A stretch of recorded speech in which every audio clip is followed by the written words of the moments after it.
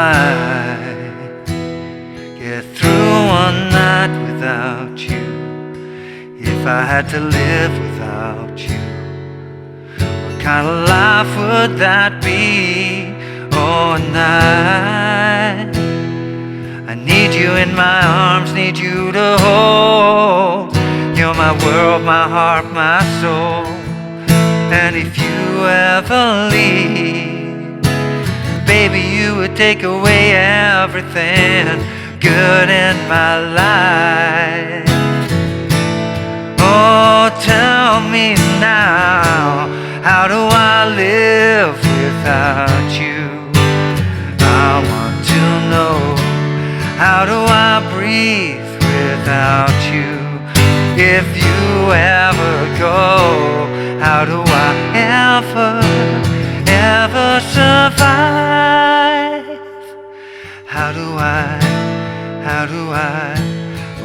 I live without you? There'd be no sun in my sky, there'd be no love in my life, there'd be no world left for me and I. Oh, baby, I don't know what I would do. I'd be lost if I lost you. And if you ever leave, baby, you would take away everything real in my life. Oh, tell me now, how do I live without you? I want to know, how do I breathe without you? If you ever go, how would I ever survive? How do I live?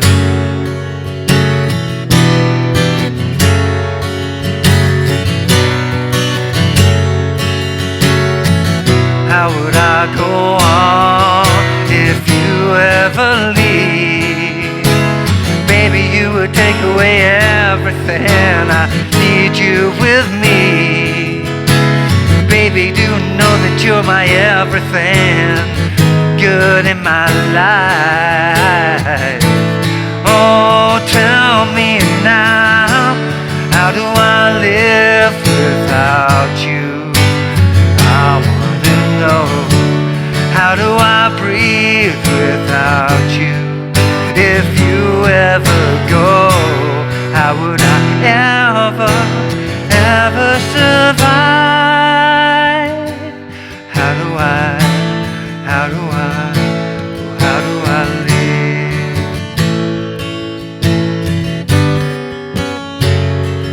How do I live?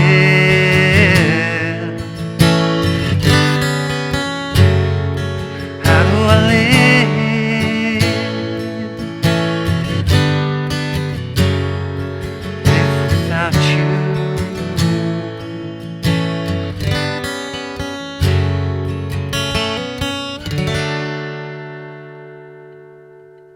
Hey, how you doing? Justin here. Today we are checking out How Do I Live, the LeAnn Rimes version, written of course by the incredible songwriter Diane Warren, like one of the greatest songwriters of all time.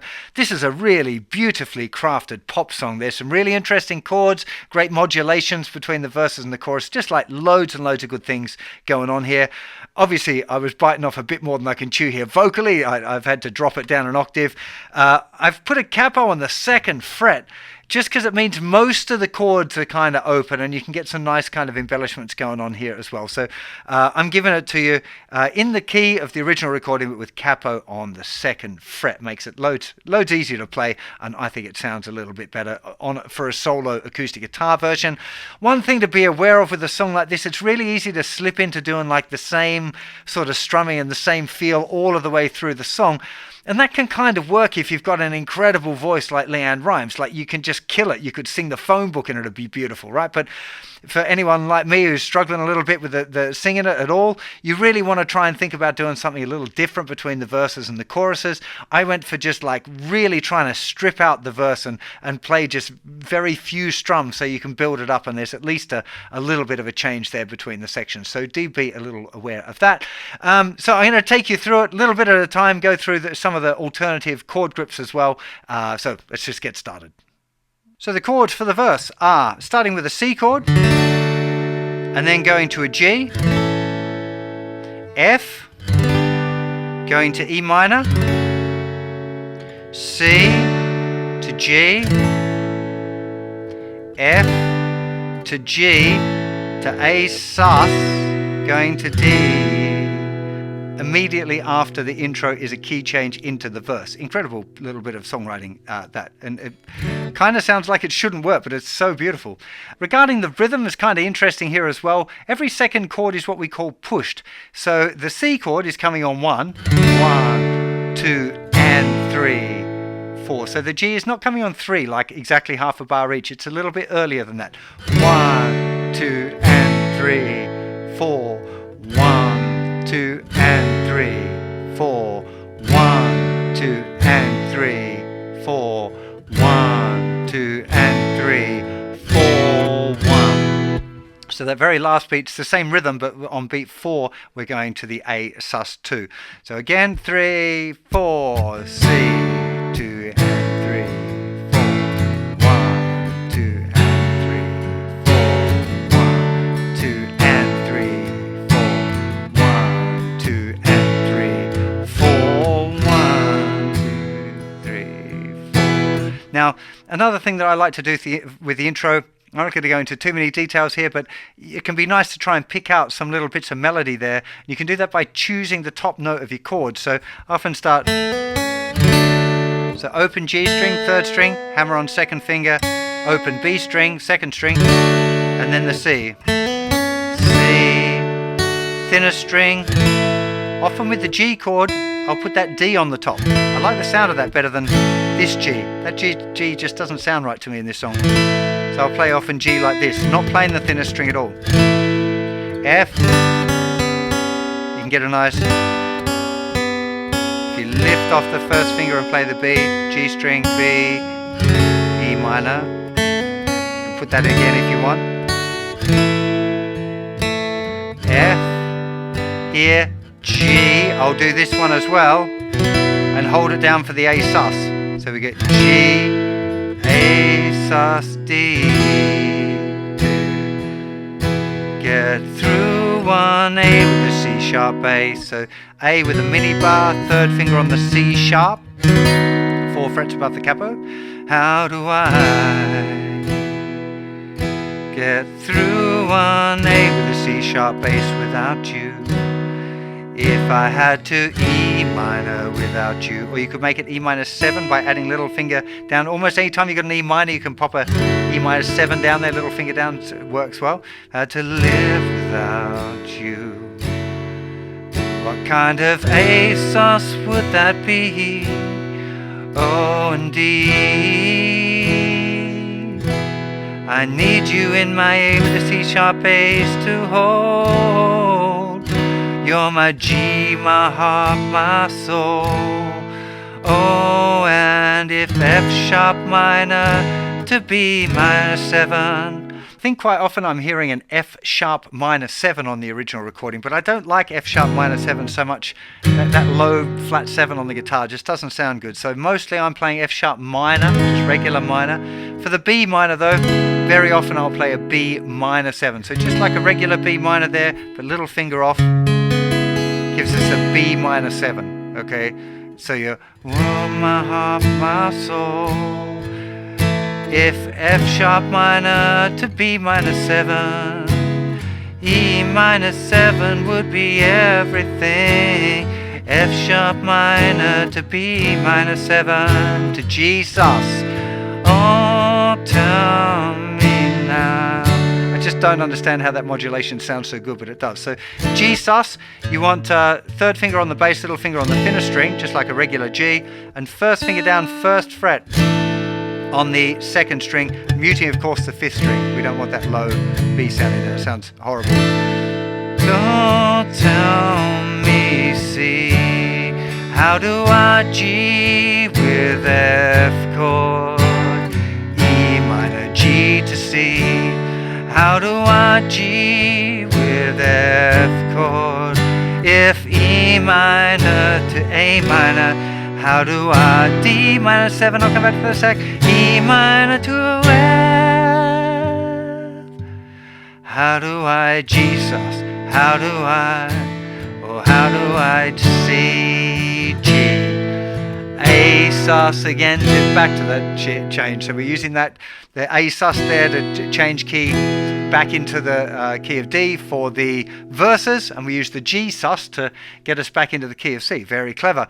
The one that we didn't, I haven't talked about much here is a D minor 7 that we find in the chorus. This is a nice grip for this. First finger covers the thinnest 2 strings, first fret.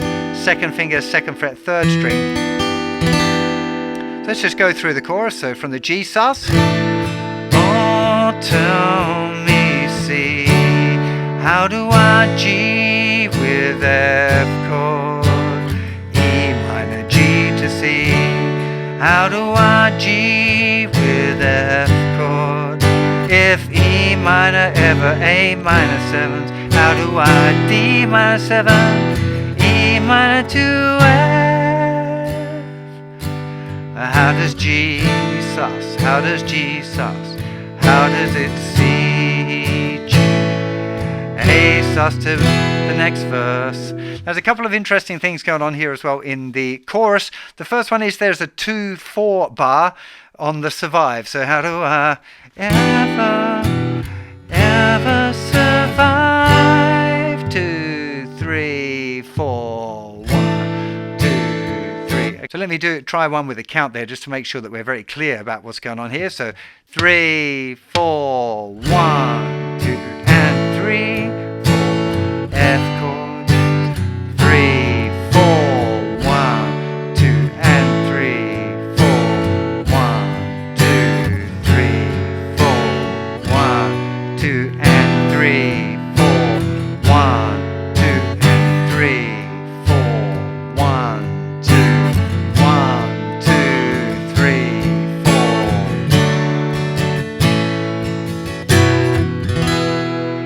Second verse, exactly the same, going into the second chorus, exactly the same again. It goes at the end into the instrumental guitar solo.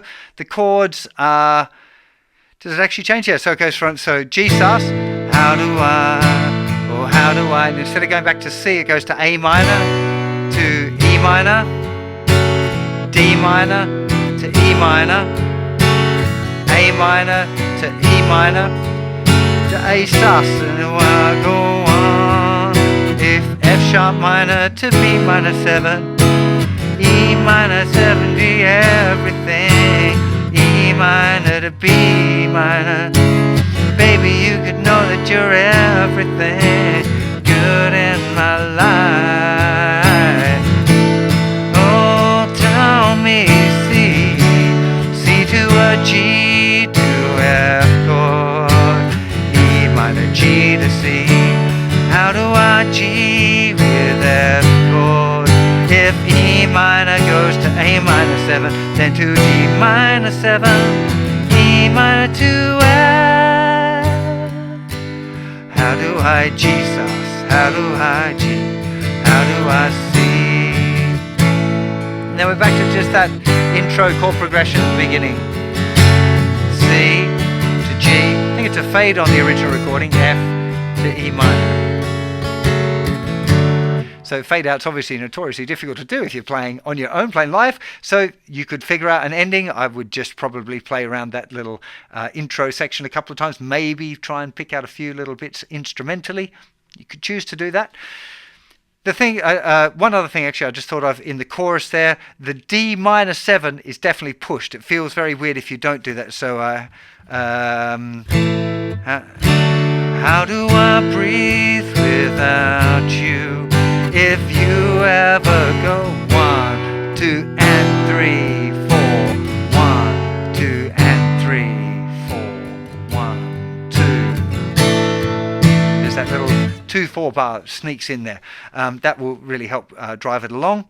As I mentioned there in the beginning, being aware of dynamics and where's going to be loud and where's going to be quiet, where's going to be sparse, where's going to be busy, that stuff's really, really helpful. If you've got an incredible voice, you might get away with having the guitar fairly static and then just using your voice, but it'd still be enhanced by being aware of dynamics. Even the best singers in the world are going to have light and shade in their accompaniment as well as in their voice. So do try and be aware of that. I think in the obvious way is to keep things really mellow in the verses. Don't be afraid to strum very little, even for the verse. So, how do I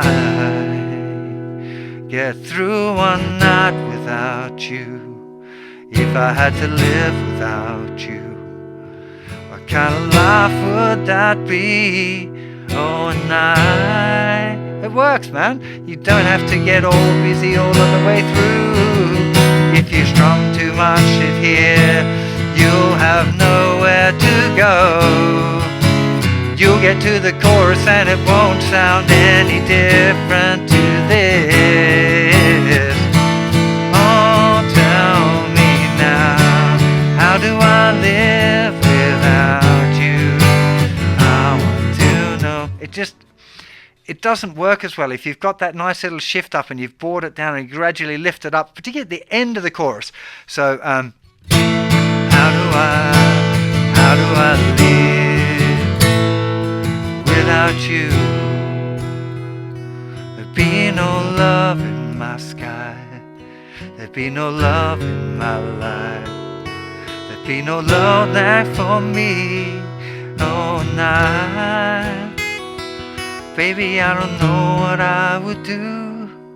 I'd be lost, maybe fingerstyle out. I'll just do something that's different, particularly after that first chorus. The first chorus wants to really drop down into that next verse. That's that's the most important drop. And then maybe the guitar solo, you could explore doing some instrumentally things or embellishment, or using, if you're familiar with your A sus4 and your A sus2 chords, you might embellish it a little bit that way just to keep it interesting. You could chop it out, but then it won't link very well together. But have an experiment if you're doing an arrangement on playing on your own. Part of the gig here is finding a way that feels comfortable for you. I don't feel like it's a great idea to always be trying to do it exactly how as I explain the songs to you. I want you to put some of you into it as well and see how you can adapt the song to become your own version. We're not replicating that song exactly. I'm not in a cover band, right? It's a full orchestration with loads and loads of beautiful production techniques involved. If I'm playing it just on guitar, I have to be a little bit more aware of what I'm bringing to the tune. That's what you should explore on your own as well. Enough of my waffling. I really hope you enjoyed this lesson. Have yourself a fantastic day, and I'll see you for plenty more very soon. Bye-bye.